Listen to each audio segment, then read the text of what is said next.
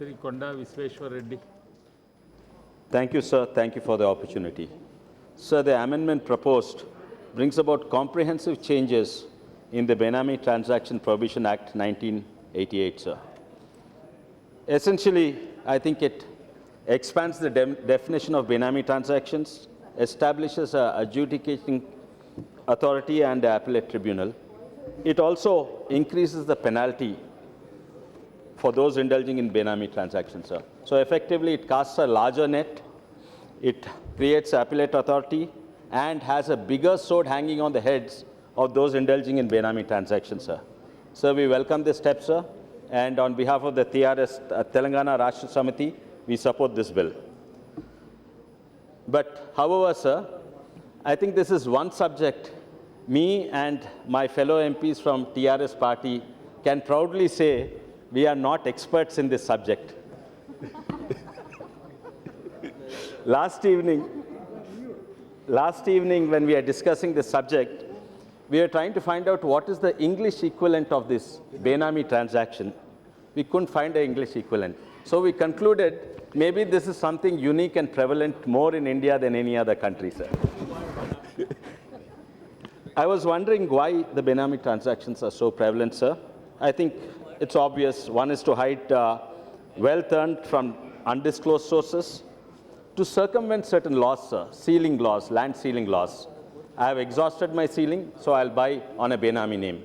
Also in the case, I think in Karnataka especially, I think Honorable MP Mudde Hanuma Gowda mentioned, certain lands, agriculture lands in Karnataka can only be bought by farmers. So if I'm a trader and not a farmer, I circumvent it by buying on a poor farmer's name. It's also to bypass some conflict of interest cases, sir. For example, a state government land allocated for an industry. If I'm the allocating officer, I'll allocate it to my family members through a Benami name, sir. It's also to hide previous defaults and previous criminal transactions. We hear about chit fund frauds and others. He does a chit fund fraud in this city, he changes his name and the name of the company and does a chit fund fraud in another city. Also, sir, we were curious what aids Benami transactions, what facilitate them, sir.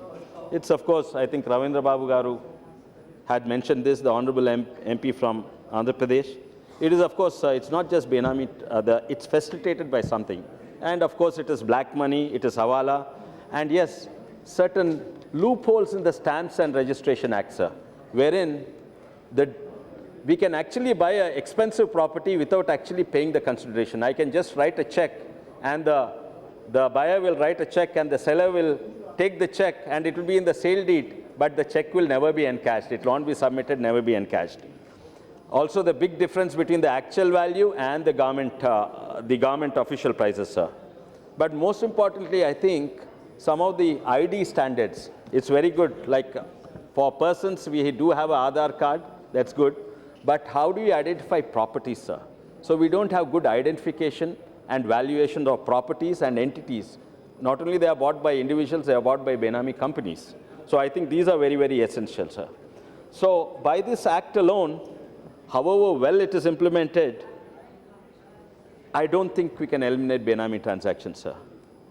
We need a gamut of reforms and we need those that will eliminate these factors that will aid and facilitate Benami transactions, sir. I'm glad the Finance Minister and the government is aware of it, taken this into cognizance, and the government is simultaneously taking a series of systematic steps and reforms. What are these steps, sir? It's not just this bill in isolation. It is so many other bills. The Black Money, Undisclosed Foreign Income and Assets Act, the Aadhaar bill, the amendments to the Prevention of Money Laundering Act, and the income declaration scheme that's recently launched. All this in conjunction with this, I think can be a tough measure against prevention of Benami transactions, sir. I wish the government well in this endeavor. So the transactions, one unique thing I discovered, sir, everywhere Benami transactions are defined as predicate offenses, which is offenses which is actually other criminal activity, proceeds from that other criminal activity is used for Benami transactions. So Benami transactions are usually the result of other larger criminal offenses like smuggling, trafficking, maybe corruption, and racketeering, so on. But, sir, not all Benami transactions are predicate offenses, sir. There's a whole class of Benami transactions where the Benami transaction itself is the primary crime. For example, sir, state government lands, the government allocates lands to a particular industry.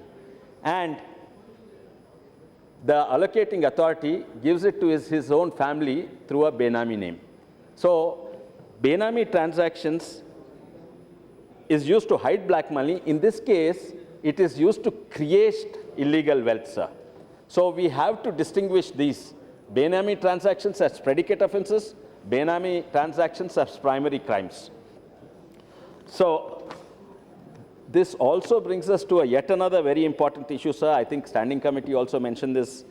If a state government land is allotted to an ineligible beneficiary through a Benami, as in many cases, then can it be confiscated by the central government, or should it go back to the state government, sir? To complicate the matters further, if the Benami transaction is under investigation and it's being heard by the appellate authority, and at the same time, a GO allocating this land is cancelled, by cancelling the GO, it will go to the state government, but the verdict of the appellate authority would be that it will go to the central government. It creates a legal ambiguity and a potential center-state conflict, sir. Standing Committee report also touches on this subject without mentioning what land. But, sir, I actually submitted an amendment. Yes, Benami transactions where it's a predicate offense, the land should go to the central government. Benami transactions where the state government land was illegally allocated to somebody to favor somebody, then it should go back to the state government, sir. So that is my limited. I think that is fair because in the first case, I agree with the finance minister because a lot of time it's an income tax evasion, and if it's income tax evasion and Benami transaction is caught, then it should go to the central government. If it is a corruption at the central government, then I think the land in the Benami transaction should go back to the central government, sir. As in the case of ING Bharata, sir, that's in Hyderabad, in my constituency, 850 acres of land was allocated at 50,000 rupees at throwaway price to some beneficiary. Now the case, I think there's a stay order, I don't know the current state, but should this land be declared as a Benami transaction, why should the state of Telangana land go to the central government? It should go back to the state of Telangana, sir. And there are so many such cases, sir. It affects not only state of Telangana, it affects all states, but here it is much more, sir, because Hyderabad, there are much more government lands. There are 7 lakh acres of government land, much more than Bombay, Delhi, Calcutta, Chennai put together. This is because of historic reasons, sir. The district surrounding Hyderabad city is called the Atrafe-Balda district. It's also called Sarfe-Khas land, which is the private property of the Nizam. After independence, this land vested with the then state of Hyderabad, and now later it was vesting with the state of Andhra Pradesh, and now with the state of Telangana, sir. So all these lands, right now if you look, what started as 7 lakh acres, now when the state of Telangana is formed, we hardly have less than 1 lakh. Where did this 6 lakh acres go?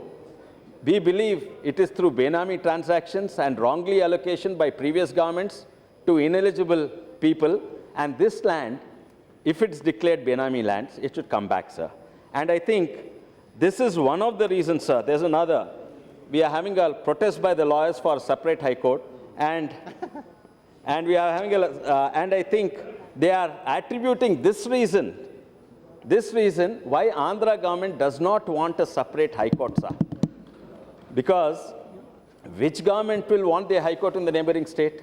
Will it benefit the poor people to cross the border and go to the neighboring state?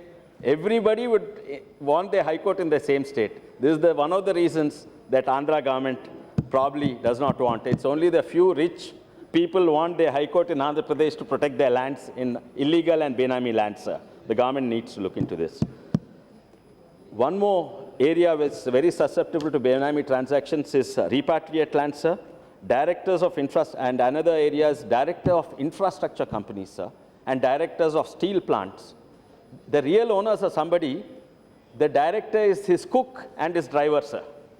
They have taken huge loans from the company, from the banks, and the defaulters are not the real owners. It's the cook and the drivers.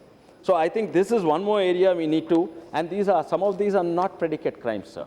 So we need to distinguish them separately and take actions against the real owners. The 90% of the shareholding belongs to the family, sir. We also lastly, sir, we also need to take into cognizance the standing committee report saying that the investigation by an initiating officer should be completed within a specific time frame. It's better a time frame is mentioned, sir. Then, how do we detect Benami transactions? So income tax is doing a great job. Income tax collections have gone up, we've seen this year and year after year. They're using information technology, sir. However, information technology has some problems when applied to detecting Benami transactions, sir. We have Aadhaar card and PAN card, that's good, computers can detect it. But computers won't know survey number so-and-so, whether the land is 50,000 rupees or 50 crores per acre.